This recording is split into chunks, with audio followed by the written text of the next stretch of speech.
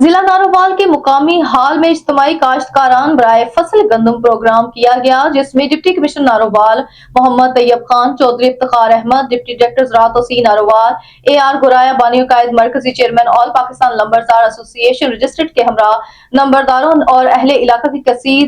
ترقی پسند کاشتکاران کی کثیر تعداد نے شرکت کی۔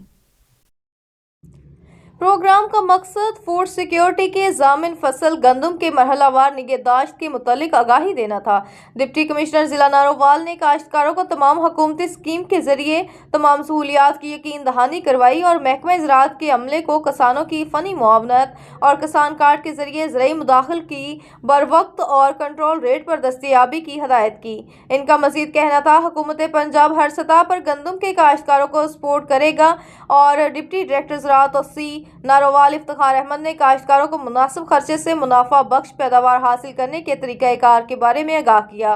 پنجاب گندم کی بھرپور پیداوار کے متعلق مکمل رہنمائی فراہم کی، جس میں آبپاشی کے اوقات، کھادوں کی ترسیل اور مقدار، جڑی بوٹیوں کی پہچان اور تدارک کے علاوہ فصل پر حملہ کرنے والی بیماریوں اور فصل کی برداشت اور سنبھال پر تفصیلی گفتگو کے ساتھ اہم معلومات فراہم کی اور کسان کارڈ ریکوری کے بارے میں اور حکومت پنجاب کی طرف سے نئی اور آنے والی سبسڈی اسکیم کے بارے میں کسانوں کو بریف کیا گیا۔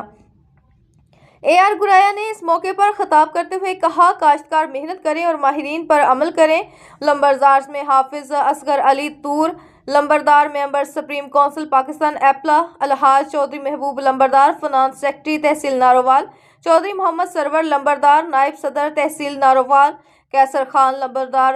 بلار صدر UC ٹپیالہ، چودھری مشتاق احمد لمبردار سدھو والا، سینئر رہنما اور دیگر لمبردار نے شرکت کی۔